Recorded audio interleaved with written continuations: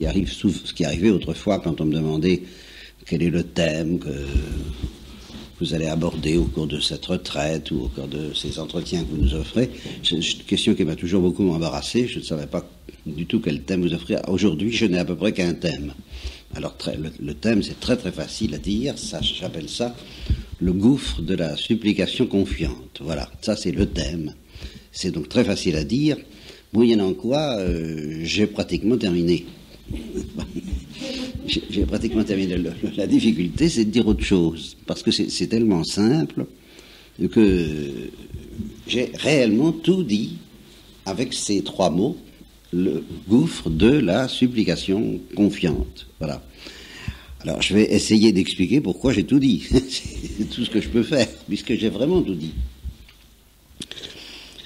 Qu'il s'agit d'un gouffre. Alors là, le mot gouffre, c'est quelque chose qui évoque des choses qui font peur. Un gouffre, ça fait peur. Quelque chose dans lequel on va se perdre, dans lequel on va se jeter, éventuellement. Et pour se jeter dans un gouffre, je ne sais pas quelle image vous avez, hein, chacun peut se faire une image d'un gouffre, ça peut être une grotte, ça peut être un tourbillon, quelque chose, ce que Edgar Poe, un écrivain américain, appelle le maelstrom, une espèce d'épouvantable cyclone marin, hein, qui tourne sur lui-même et qui vous emporte. Un tourbillon maritime. Alors, les chutes du Niagara, vous pouvez imaginer ça aussi. Tout bêtement, le vide pour un parachutiste. Bon, c'est comme un gouffre, n'est-ce pas? Et pour se jeter dans un gouffre, quel qu'il soit, imaginez donc celui que vous voulez, que ce soit une grotte, un Niagara, un maelstrom ou le vide du parachutiste, il faut un certain courage. C'est bien connu. Ce qui m'intéresse ici, et c'est ça que dit le thème, mais il faut tout de même y réfléchir, c'est que ce courage n'est pas du tout du même ordre que le courage de l'alpiniste. C'est tout à fait autre chose. Et si vous me demandez de vous expliquer pourquoi, j'aurais bien du mal. Mais par les images, vous sentez bien que c'est pas le même courage, le même genre de courage qu'il faut pour se jeter à l'eau, pour se jeter dans le vide, le plongeon, c'est faire plonger, ça c'est un terme qui dit bien aussi ce qu'il veut dire quelquefois, quand on l'emploie d'une manière figurée, soit, faire le plongeon. Bon, quelquefois, il faut un certain courage, n'est-ce pas? Bon. Et quand on dit que dans la vie spirituelle, dans le combat spirituel, c'est le premier pas qui coûte, quand il s'agit d'un plongeon, ça n'est pas le premier pas qui coûte parce qu'il n'y en a qu'un. C'est le seul pas. C'est pas pour un parachutiste, on ne dira pas c'est le premier pas qui coûte. Parce que le premier est en même temps le dernier. C'est même que pour Satan. Et vous voyez, ça nous mène tout de suite à des abîmes, à des gouffres, justement. Le péché de Satan est de n'avoir pas accepté de se jeter dans le gouffre que Dieu lui offrait. Et qui est justement le gouffre de la supplication confiante. Bien. Alors, à cause de ça, ce que j'ai compris, c'est que nous pouvons, moi en tout cas, je peux pratiquer, tant bien que mal, plutôt mal que bien, ce que j'appelle, alors, par ailleurs, la supplication confiante. Et puis la supplication tout court, plus ou moins confiante. Ça, on peut le faire. C'est à ma portée. J'ai été très surpris un jour que l'abbé Lafrance, je ne sais pas si c'est au cours d'un entretien ou dans une lettre qu'il m'a écrite, je ne me souviens pas, mais il m'a dit, vous m'avez appris le mystère de la supplication. j'ai été surpris parce que je ne m'en étais pas rendu compte. Vous voyez, c'est vrai que j'insistais sur la supplication.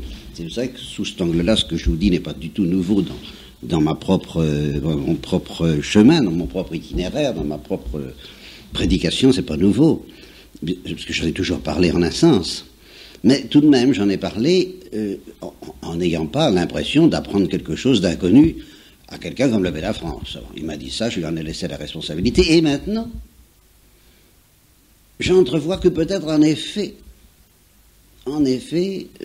j'étais habité par le pressentiment de quelque chose qui, disons, se précise un peu. Voilà. Et c'est parce que ça se précise un peu que j'ai eu peut-être l'illusion d'avoir quelque chose à dire en prédication. Quelque chose d'un peu nouveau pour moi.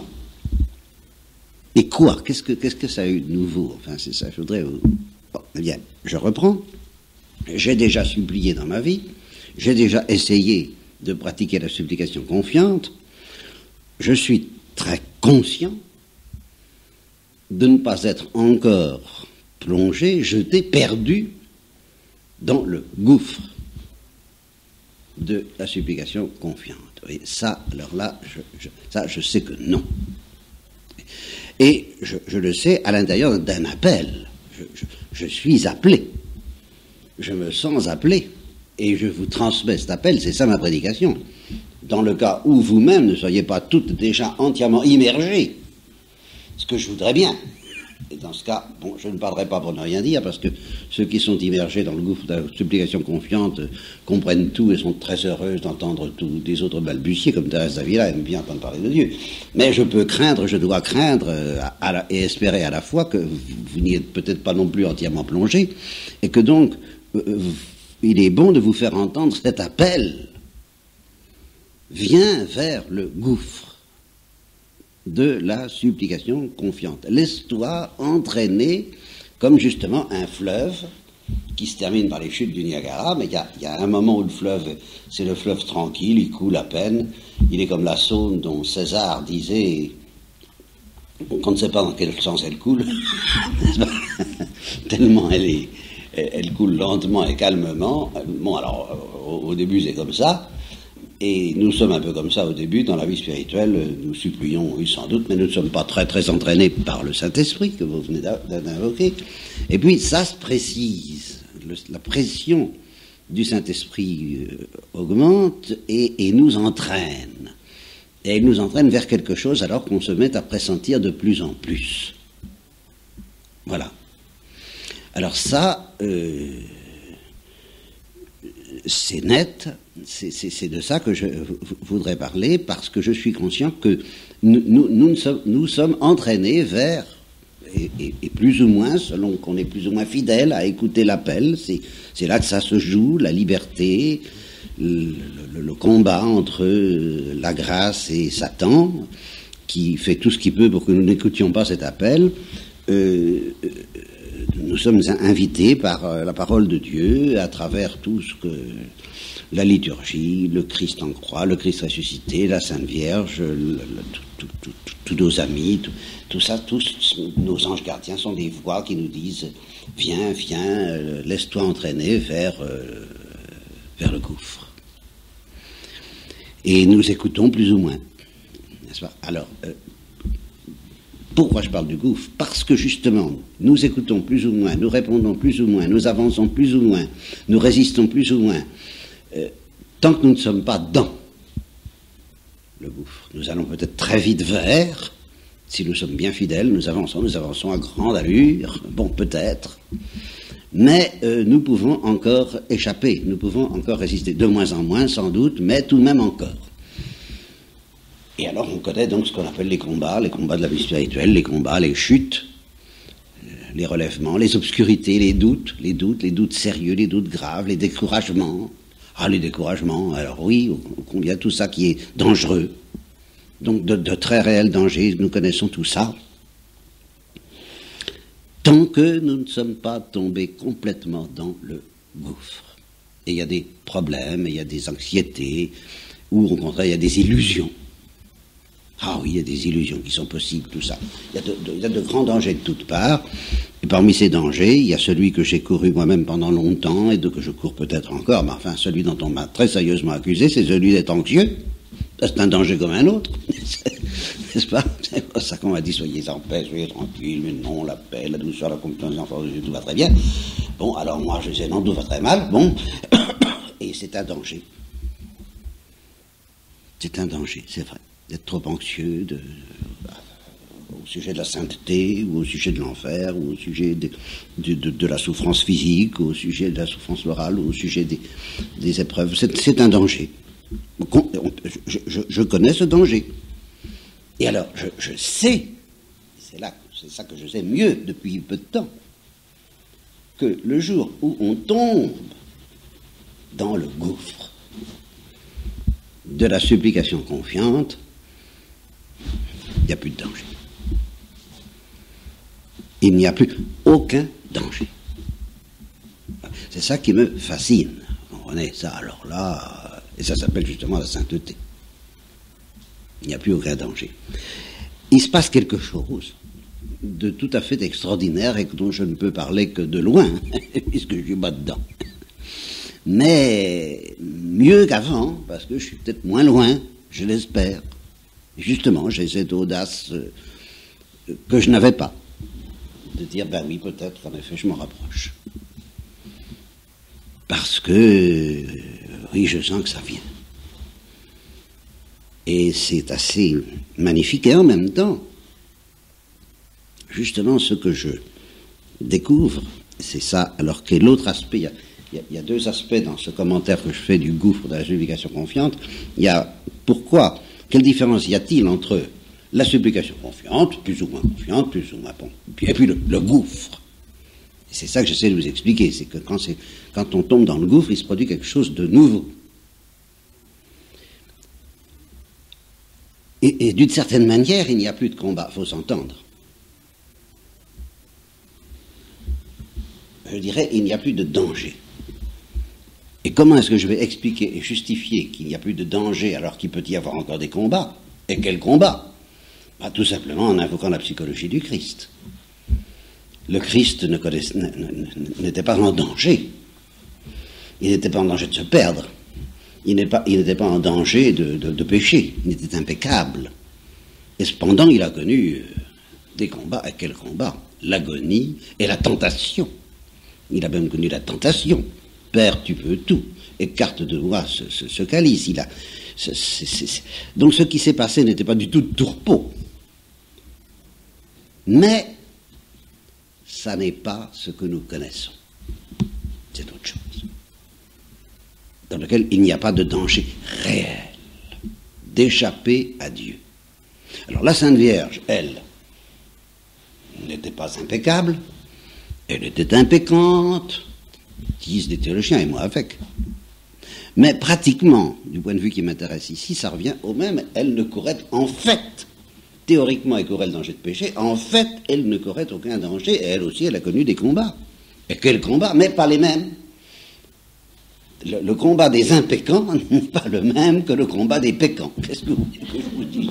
Bon, et nous sommes des pécants tant que nous ne sommes pas tombés dans le gouffre. Et quand on tombe dans le gouffre, on devient impécant. Pas impeccable, mais impécant. C'est extraordinaire. C'est extraordinaire. Et alors ça donne quelque chose d'insensé, dans lequel qui n'est pas de tourpeau. Exemple, Marthe Robin. Ben, Marthe Robin n'a pas toujours été impécante. Elle s'est battue, elle s'est révoltée contre la maladie, au début, tout à fait au début, quand elle n'avait pas affaire à des choses tellement extraordinaires, des choses très douloureuses, mais très humaines, à apporter du courage humain, à apporter de la fidélité humaine, à apporter de la faiblesse humaine aussi, ben, elle a dit non, je ne peux pas, elle s'est révoltée, et puis un beau jour, elle a donné sa place pour une malade de Lourdes, parce que le curé lui a demandé, c'est pas extraordinaire, hein, c'est pas les mystères de la passion, hein, elle a donné sa place à une malade, parce qu'il n'y avait pas de place, et voulez-vous donner votre place? Alors c'était un combat où elle aurait pu, alors là, échapper. Elle était encore libre, elle était encore pécante. Elle risquait encore de ne pas dire oui à Dieu. Et puis elle a dit oui. Elle est tombée dans le gouffre. Et puis alors qu'est-ce que ça a donné? 50 ans de passion et de joie, parce que le jeudi, tous les jeudis, elle disait au Père Finet, j'y arriverai pas, je peux pas. J'ai peur, j'y arriverai pas, mais si mon enfant, non, mon père, j'y arriverai pas, et si mon enfant. Puis le lundi avait oublié. Lundi, c'était, il n'y avait pas de problème, elle savait très bien qu'elle était très heureuse de vivre ça, sans aucun, il n'y avait pas de question, pas de problème. C'est la grande joie toute simple des enfants de Dieu, et avec ce souci, cette délicatesse, vous n'avez pas froid, vous n'avez pas faim. Vous voyez, on est en train de se dire après ce qu'elle avait vécu, qu'importe tout ça. Eh bien non, elle était, voilà, c'est autre chose que notre psychologie, c'est autre chose que ce que nous connaissons. Ça, c'est un point. Et l'autre point que je voudrais développer, si j'en avais la force, bon, qui est le pendant de ça, c'est que donc le gouffre change tout. Ça change tout. Mais pourquoi est-ce que ce gouffre, je l'appelle, pourquoi est-ce que, vous voyez, je parle de la supplication confiante, je dis, mais attention, il ne faut pas confondre la supplication confiante et le gouffre de la supplication confiante. Ça alors là, c'est autre chose. Bon. Mais ce gouffre de la supplication confiante, je pourrais aussi bien l'appeler le gouffre de la paix de Dieu, qui dépasse tout sentiment, qui engloutit tout dans le gouffre de l'abandon, le gouffre de la confiance tout court, le gouffre de l'esprit d'enfance qui m'a obsédé toute ma vie, le gouffre de l'humilité, le gouffre de la paix, quoi, tout simplement. Eh bien, ce qui est essentiel dans tout ça n'est pas faux, ce que je viens d'énumérer. Mais l'erreur serait, et je pense que cette erreur, beaucoup le commettent, en fait, tant qu'ils ne sont pas dans le gouffre. Bien sûr, ceux qui y sont ne commettent aucune erreur grave. Mais cette erreur-là, ceux qui ne sont pas encore dans le gouffre risquent de la commettre, c'est-à-dire de s'imaginer que quand on est dans le gouffre, il n'y a plus de supplication. Il n'y a plus que de barboter de la paix. Ah non, pas du tout. C'est une autre manière d'être actif qu'au temps où on n'est pas complètement possédé par Dieu, mais c'est la plus intense activité qui soit. Il s'agit de tomber dans le gouffre des gémissements inénarrables de l'Esprit Saint. L'histoire qui gémit en nous avec des gémissements inénarrables. Il ne se repose pas, il ne dit pas simplement merci mon Dieu. Bien sûr qu'il dit merci. Mais on ne dit pas merci si on ne demande rien. On dit merci parce qu'on a demandé, parce qu'on reçoit. On dit merci éternellement parce qu'on reçoit éternellement, mais justement, il faut demander. Et cette demande, c'est ce que je voudrais aussi expliquer dans un troisième temps, c'est une des composantes de l'amour même. C'est pas seulement parce qu'on est en détresse et en danger qu'on supplie, c'est parce qu'on aime. Et alors le Saint-Esprit, justement, nous apprend le gémissement de l'amour, le gémissement comme attribut de l'amour. Ce gémissement qu'il inflige à la création tout entière, qui avant même les origines de l'homme, ça c'est une des choses sur lesquelles butent les savants et les incrédules, la mort existe depuis toujours, depuis qu'il y a de la vie, il y a de la mort. Bon, il y a un savant incrédule qui s'appelle Kessler, je crois, qui n'a pas la foi et qui dit je crois au grand Manitou, n'est-ce pas? L'intelligence supérieure qui organise le monde, je ne peux pas croire qu'elle soit bonne, parce qu'il aurait pu faire la vie sans faire la mort. Bien, c'est une grave question. C'est une grave question. Et ça fait partie de ces graves questions qui, justement, disparaissent dans le gouffre de la supplication confiante, mais seulement dans le gouffre de la supplication confiante. Parce que moi, je n'ai pas de réponse à cette question. Je dis simplement, ça ne répond à rien du tout, ça n'apaise pas du tout les incroyants, mais je dis simplement que la création a été marquée par le signe de la mort à cause du péché, et à cause du démon qui a eu un pouvoir sur elle depuis le début, parce que Dieu l'a permis, et que Dieu savait que le péché aurait lieu, et c'est à cause de l'homme qui pécherait que la mort est là depuis toujours, et par conséquent, depuis toujours, c'est à ça que je veux arriver, la création tout entière gémit dans les douleurs de l'enfantement. Voilà, elle n'a même pas attendu l'homme pour ça. Voilà ce que je veux dire. C'est tout de même un grand mystère, il y a de quoi en perdre la foi, sauf si on tombe dans le gouffre de la supplication confiante. Alors là, on dit, mon Dieu, je comprends pas, mon Dieu, mais on le dit dans un tel élan d'amour que on est emporté et on ne craint rien. Alors, on peut poser toutes les questions qu'on voudra à Dieu, j'ai tendance à dire, on peut perdre la foi dans le groupe de la supplication confiante, tout au moins s'imaginer qu'on perd la foi, on n'a rien à craindre, on est emporté. Pourquoi tu fais ça? Mais alors, donc la création gémit tout entière dans les douleurs de l'enfantement, sous la pression des gémissements inénarrables du Saint-Esprit, et le gouffre de la supplication confiante, c'est le gouffre du Saint-Esprit, tout simplement, en train de gémir. Alors on tombe là-dedans comme dans une marmite. Alors voilà, justement, nous buvons la potion magique de cette supplication confiante en prenant l'Eucharistie, en recevant l'Eucharistie, mais les saints sont comme Obélix, qui lui est tombé dans la marmite depuis son enfance, il n'a plus donc à recommencer. Une fois qu'on est plongé dans le gouffre de la supplication confiante, il n'y a pas à faire d'exercice pénible et laborieux pour supplier, ça se fait tout seul. Mais c'est pas du tout, mais c'est pas du repos, c'est pas de la, on baigne pas dans un petit bain de tout va bien mon Dieu, c'est pas tout à fait uniquement la louange des charismatiques, merci mon Dieu, merci Jésus, c'est là si on veut, mais il y a en même temps cette immense douleur et cet immense gémissement du Saint-Esprit, et qui est le Saint-Esprit lui-même, et on baigne là-dedans, on est possédé par ça. Donc, c'est comme, quelle comparaison je pourrais prendre? Quelqu'un de bête et quelqu'un d'intelligent qui pose des questions à l'architecte qui a inventé une maison. Bon, celui qui est bête se met à poser la question, celui qui est intelligent, qui ne comprend pas plus que celui qui est bête parce qu'il n'est pas l'inventeur de la maison, ferme la bouche à celui qui est bête, il dit « Laisse-moi questionner, moi je questionne mieux que toi ». Bon, ben c'est ça, quand on pose des questions à Dieu, si on tombe dans le gouffre, le Saint-Esprit lui dit « Tais-toi, laisse-moi questionner le Dieu, je vais le questionner autrement que toi, tu vas voir ». Et c'est le Saint-Esprit lui-même qui questionne Dieu en nous, et qui est dans la supplication confiante. Alors, encore une fois, c'est pas de tout repos, mais c'est pas l'inquiétude humaine. C'est l'inquiétude divine, c'est tout à fait autre chose. Et ce que je voudrais dire encore, justement, c'est que par là, par cette porte de la supplication confiante à travers les combats qui sont les nôtres, les souffrances, les épreuves, les angoisses peut-être, peu importe, tout ce qu'on voudra à travers cette porte qui est la porte de la croix pour nous, bien sûr, nous sommes initiés à quelque chose qui est encore plus insensé que tout cela, qui est, alors ce que j'appelle justement, je l'ai appelé tout de suite, mais je voudrais y revenir bien plus longuement, le gémissement de l'amour, parce que je crois pouvoir dire, sous la pression du Saint-Esprit, justement, parce que je sens que c'est comme ça, que au-delà même du péché, l'amour est gémissement. Pourquoi? Parce que quand deux êtres s'aiment, ça sent, enfin, il reste pas simplement. Je sais que chacun sait que l'autre aime, alors on n'en parle plus. Ça n'existe pas. Au contraire, on en parle. Et on en parle tout le temps. Et alors chacun dit je t'aime. L'autre pourrait répondre je le sais. N'est-ce pas? Eh bien non, il ne se lasse pas de se le dire, bien qu'il le sache. N'est-ce pas? Et non seulement il ne se lasse pas de se le dire, mais là où intervient le paradoxe qui rejoint ce que j'appelle le goût de la supplication confiante, c'est qu'il ne se lasse pas de se demander, m'aimes-tu?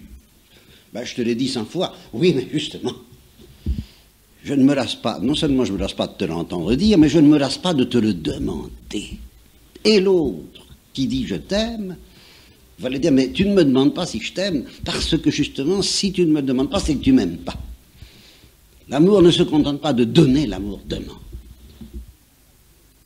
Parce que l'amour est trinitaire. Ah bon, alors là, on perd les pédales complètement. C'est le gouffre. C'est le gouffre, mais c'est le gouffre, c'est un gouffre magnifique, c'est un gouffre de beauté, c'est un gouffre de splendeur. Et il y a encore plus que ça. Il y a que mystérieusement, alors là, au-delà dans un mystère dans lequel moi je suis en effet de plus en plus dans la supplication que j'espère confiante, Dieu lui-même se met à supplier la créature. Pourquoi m'as-tu fait cela? M'aimes-tu? Pierre, m'aimes-tu? Voilà et c'est un gémissement. Et le mystère de la croix, c'est le mystère de la supplication confiante de Dieu envers sa créature, la supplication crucifiée. Parce que la créature ne répond pas, ou pas assez, ou pas du tout, à cet appel de Dieu qui lui demande « M'aimes-tu ? Veux-tu m'aimer ?» Et alors là, moi, comment Dieu fait pour être heureux dans cette supplication qui n'est pas indifférente du tout à la blessure que lui fait la créature en disant non, alors je n'en sais rien, mais je le lui demande. Parce que justement, je suis invité à le demander dans cette supplication confiante, et qui consiste à dire à Dieu, mon Dieu, à quel jeu joues-tu? Mais à quel jeu joues-tu? La sagesse joue avec les enfants des hommes, mais oui, mais à quel jeu joues-tu? Et il n'y a pas d'autre réponse que ultime que celle selon laquelle le Saint-Esprit nous dit, bon, c'est bien de demander tout ça, c'est les vraies questions, mais tu ne les poses pas encore assez bien. Pour les poser bien, il faut que tu tombes dans le gouffre de ma question à moi, de ma manière à moi de poser les questions. Toi, tu veux poser des questions pour avoir une réponse, empocher ta réponse, et puis cesser de poser des questions. Mais tu es fou, c'est le contraire. C'est une question éternelle dans laquelle qui sera ta béatitude, et que j'appelle, et c'est là-dessus que je termine, puisque c'est le thème, sur lequel je n'ai fait quelques petites variations, on pourra en faire longtemps encore comme ça, le gouffre de la supplication confiante. Voilà.